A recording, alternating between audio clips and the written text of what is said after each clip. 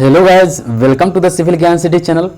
दोस्तों, daily basis पे general studies का लेक्चर लेके आ रहे थे और ये जो लेक्चर है वो बीपीएससी असिस्टेंट इंजीनियर के लिए है, जेपीएससी एई मेंस के लिए है और यूपीपीएससी के लिए। जैसा कि आपको पता है कि इस सब एग्ज़ाम में जनरल स्टडीज़ का एक अच्छा खासा वेटेज होता है। तो अगर आप इस वीडियो को देखते हो और थ्रू आउट डेली बेसिस पे वीडियो देखते हो तो आने वाले एग्ज़ाम में आपको फ़ायदा ही होगा। तो आइए स्टार्ट करते हैं सबसे पहला क्वेश्चन से। दक्षिण भारत का सबसे बड़ा नदी बेसिन कौन है? Which basin is the largest river basin of the south India. ठीक है, तो दक्षिण भारत का बात किया तो दक्षिण भारत कौन सा है? जैसे अगर आप इंडिया का बात करें तो ये अगर इंडिया का मैप है तो यहाँ पे देख सकते हैं ये पूरा जो पार्ट है ना, ये पूरा पार्ट है ना, इसको बोलते हैं दक्षिण भारत। ये होता है नॉर्थ इंडिया, ये होता है पूरा साउथ इंडिया। ये ईस्ट हो गया और ये वेस्ट हो गया। तो इस साउथ मतलब ये साउथ जो इंडिया है, इस सिर्फ इसका सबसे लंबा नदी पूछ रहा था। तो गोदावरी जो बेसिन है, ये जो गोदावरी बेसिन है वो सबसे बड़ा नदी बेसिन है इस पार्ट का, मतलब दक्षिण पार्ट का। तो इसका क्या आंसर हो जाएगा? गोदावरी बेसिन हो जाएगा। ठीक है, अगर आप इसी चीज में थोड़ा सा और जानकारी ले सकते हैं, इसको हम लोग प्रायद्वीपीय भारत भी बोलते हैं। ठीक है, इसको कौन सा भारत बोलते हैं? इस पार्ट को जो बोलते हैं वो पेनिनसुलर रिवर बोलते हैं, प्रायद्वीपीय भारत। ठीक है, अब पेनिनसुलर रिवर क्यों बोलते हैं? पेनिनसुलर रिवर किसको बोलते हैं? जिस पार्ट के तीन तरफ पानी और एक तरफ स्थल खंड हो उसको बोलते हैं प्रायद्वीपीय भारत बोलते हैं, और वो उसके नदी को बोलते हैं प्रायद्वीपीय नदियाँ बोलते हैं। ठीक है, तो ये जो साउथ इंडिया है, साउथ जो भारत है, उसमें दो टाइप की नदियां होती है। एक अरब सागर में जल गिराने वाली नदियां होती है और एक होती है बंगाल की खाड़ी में जल गिराने वाली नदियां होती है। तो जो गोदावरी नदी है वो बंगाल की खाड़ी में बंगाल की खाड़ी में पानी गिराने वाला नदी है, जल गिराने वाला नदी है। देख सकते हैं आप यहाँ पे मैप में, इधर उसका पानी गिरा है। तो बंगाल की खाड़ी में जल गिराने वाले कौन कौन सी नदियां है? दामोदर नदी है, स्वर्ण रेखा नदी है, ब्राह्मणी नदी है, महानदी है, गोदावरी है, कृष्णा है, कावेरी है। ये सब जो है महानदी है। ये सब जितना इस तरफ मूव कर रहा है, मतलब बंगाल की खाड़ी में सब जल गिराने वाली नदियां हैं। ठीक है, और इस तरफ जो नदियां हैं वो कौन सी नदियां हैं? वो अरब सागर में जल गिराने वाली नदियां। अरब सागर में जल गिराने वाली नदी कौन सी है? साबरमती है, ठीक है, लूनी नदी है, तापी नदी है। ये सारा जो नदी है वो अरब सागर में जल गिराने वाली नदियां है। ठीक है, तो आपको इतना को इससे आपको याद रखना पड़ेगा इसका। ठीक है, और ये जो गोदावरी नदी है वो कहाँ से निकलती है? यहाँ पे एक शहर है नासिक जो कि महाराष्ट्र में पड़ता है, वहाँ से निकलती है ये। ठीक है, और इसको बूढ़ी गंगा भी बोलते हैं। इतना जानकारी आपको इस क्वेश्चन में होना चाहिए। ठीक है, नेक्स्ट क्वेश्चन देखते हैं। भारत का सबसे बड़ा ज्वार नदमुख किस नदी के मुहाने पर स्थित है? Which river of the mouth is situated at India's largest estuaries. तो हुगली नदी होगा इसका आंसर। इसका आंसर क्या होगा? हुगली नदी। Which river of the mouth is situated at India's largest estuaries का कौन फॉर्मेशन करता है? हुगली नदी। अब इस्चुरी क्या होता है? और इसी के साथ एक टर्म आता है डेल्टा। इस्चुरी कब बनाता है कोई भी नदी और डेल्टा कब बनाता है, इसको अभी हम लोग ध्यान से देखेंगे। तो इस्चुरी का निर्माण कैसे होता है और कहाँ पे बनाता है? तो जैसे ही नदी से कोई पानी बहुत ज़्यादा वेलोसिटी के साथ, अगर मतलब बहुत ज़्यादा स्लोप पे, अगर ये स्लोप से कोई भी नदी बह के समुद्र की तरफ जैसे ही आती है, बहुत ज़्यादा स्लोप से कोई भी नदी तेजी से समुद्र में प्रवेश करती है तो नदी समुद्र के पानी को वो क्या करती है? मान लीजिए ये समुद्र है और यहाँ से एक नदी से पानी आ रहा है। अगर ये ज़्यादा स्लोप से पानी आ रहा है तो जैसे ही यहाँ पे पानी आएगा तो इसका जो पानी है, समुद्र का पानी, इस पानी को पीछे की तरफ धकेलता है। जैसे ही पीछे की तरफ धकेलेगा तो वहाँ पे बहुत ज़्यादा गाज टाइप का उत्पन्न हो जाएगा और शोर होगा। उसी को क्या बोलते हैं? इस्चुरी बोलते हैं। मतलब अगर बहुत ज़्यादा स्लोप से अगर नदी आ रही है, बहुत ज़्यादा वेलोसिटी के साथ आ रही है और वो समुद्र के पास आती है तो ये समुद्र का पानी है, इसको पीछे की तरफ इस पानी को धकेल देता है जिससे बहुत बड़ा शोर उत्पन्न होता है और गाज टाइप का हो जाता है, और इसी को बोलते हैं इस्चुरी बोलते हैं। ये भारत सबसे ज़्यादा जो लार्जेस्ट इस्चुरी है वो हुगली नदी पे है। ठीक है, तो इतना आपको याद रखना। एक टर्म आता है डेल्टा। डेल्टा किसको बोलते हैं? तो जैसे ही जो नदी जो है जब समुद्र की तरफ बहती है कम स्लोप के साथ में, तो वो अनेक पार्ट में बट जाता है, अनेक पार्ट में बट जाता है। इस पूरा चीज को, इस पानी को वह मतलब समुद्र में डिपॉजिट करने के लिए, तो इसी पार्ट को क्या बोलते हैं, डेल्टा बोलते हैं। ये डेल्टा मतलब क्या है, ये ट्रिंगल टाइप का बन जाता है। जैसे ही नदी कम स्लोप के साथ अगर पानी का बहाव लाता है तो ये अनेक पार्ट में बढ़ जाता है, और इस तरह से यहाँ पे एक डेल्टा का निर्माण करता है, इस तरह से डेल्टा का निर्माण करता है, और इसी को बोलते हैं हम लोग डेल्टा बोलते हैं।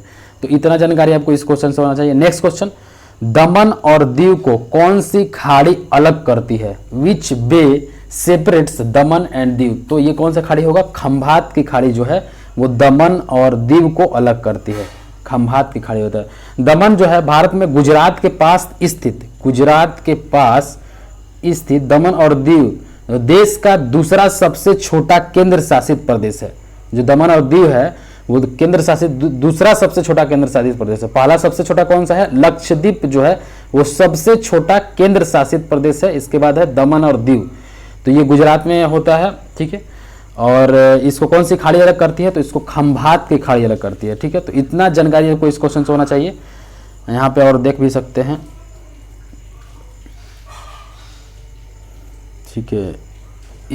स्टोरी, जो स्टोरी हम बताए थे आपको, इस तरह का स्टोरी होता है, इस तरह से वहाँ पे समुद्र में पानी जब होता है तो, ठीक है।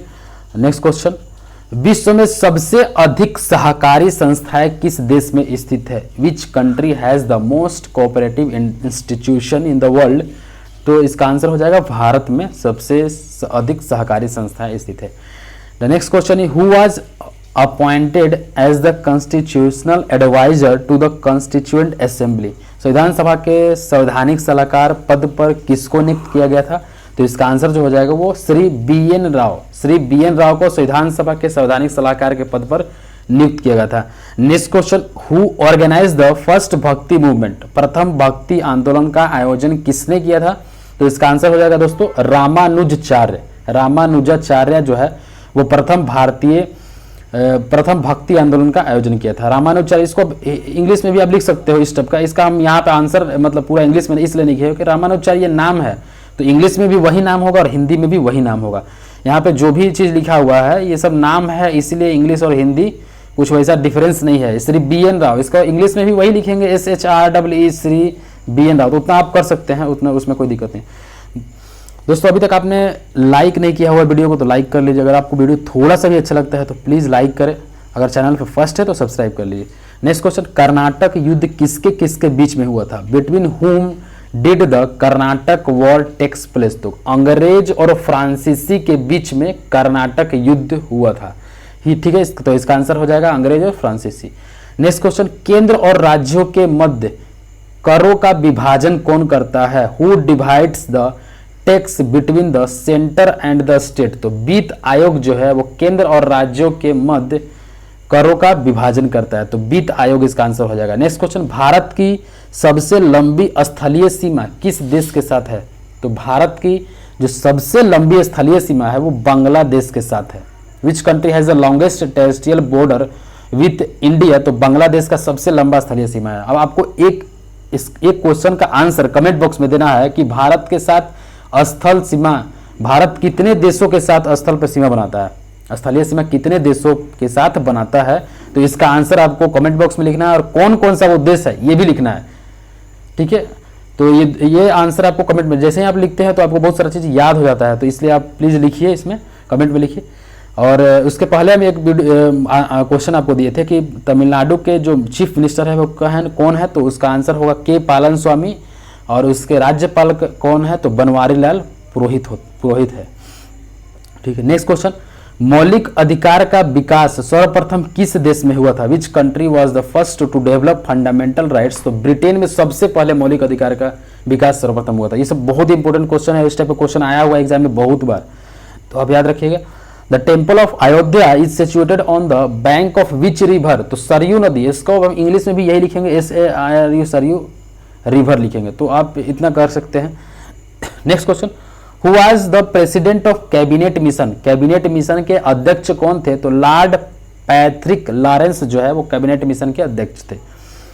नेक्स्ट क्वेश्चन, गांधी जी ने सत्याग्रह संबंधी हथियार का सर्वप्रथम प्रयोग कहां किया था? Where did Gandhi ji first use the satyagraha weapon? तो दक्षिण अफ्रीका में, साउथ अफ्रीका, इसका आंसर जो हो जाएगा वो क्या हो जाएगा? साउथ अफ्रीका में गांधी जी ने सत्याग्रह संबंधी हथियार का सर्वप्रथम प्रयोग किया था। नेक्स्ट क्वेश्चन, ISI जो इंडियन स्टैटिकल इंस्टीट्यूट है वो कहां पे लोकेटेड है? Where is the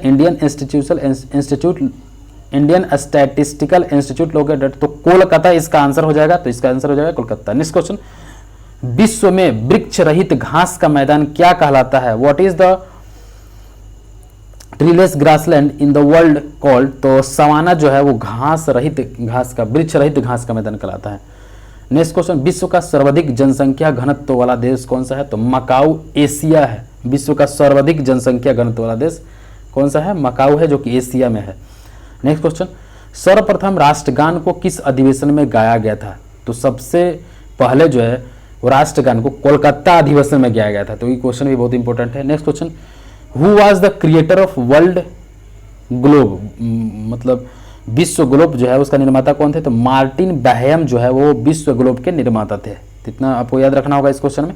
next question, Magellan जल संधि किस महासागर को जोड़ती है? तो मैगलन स्ट्रेट कनेक्ट्स विच ओशियन? तो प्रशांत एवं दक्षिणी अटलांटिक महासागर को मैगलन जल संधि जोड़ती है। नेक्स्ट क्वेश्चन, ओटावा जो कि कनाडा में है वो किस नदी के किनारे पर स्थित है? Ottawa is situated on the bank of which river? तो सेंट लॉरेंस रिवर। ठीक है, अब ये नाम है तो इसको भी ऐसे लिख सकते हैं, सेंट लॉरेंस रिवर। ठीक है, इसको भी जैसे प्रशांत एवं दक्षिणी अटलांटिक महासागर है तो प्रशांत पैसिफिक और साउथ अटलांटिक ओशियन। तो ये आपका आंसर हो जाएगा इंग्लिश में। Next question, who represented the planetary law of motion? तो जॉन्स केपलर जो है वो ग्रह गति नियम का निरूपण किसने किया था? तो जॉन्स केपलर ने किया था। तो जॉन्स केपलर इसका आंसर हो जाएगा।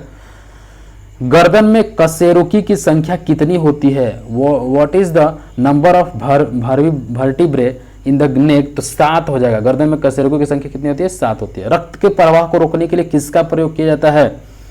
विच is use to stop the flow of blood? तो फेरिक क्लोराइड का, रक्त के प्रवाह को रोकने के लिए फेरिक क्लोराइड का हम लोग इस्तेमाल करते हैं। नेक्स्ट क्वेश्चन, खाद्य पदार्थों का संरक्षण के लिए किस अम्ल का प्रयोग किया जाता है? विच acid is used for preservation of food? तो बेंजोइक जो अम्ल है, बेंजोइक अम्ल में खाद्य पदार्थों का संरक्षण करने के लिए, कंजर्व करने के लिए, बचाने के लिए बेंजोइक अम्ल का इस्तेमाल करते हैं। Next question, coal gas is a mainly a mixture of? Coal gas किसका किसका मिश्रण है? तो हाइड्रोजन और मीथेन का मिक्सचर है कोल गैस। ठीक है, नेक्स्ट क्वेश्चन, हाल ही में किसने क्लाइमेट प्लेज फंड की घोषणा की है? Who has recently announced the climate pledge fund? तो अमेजन जो है इसका आंसर हो जाएगा अमेजन।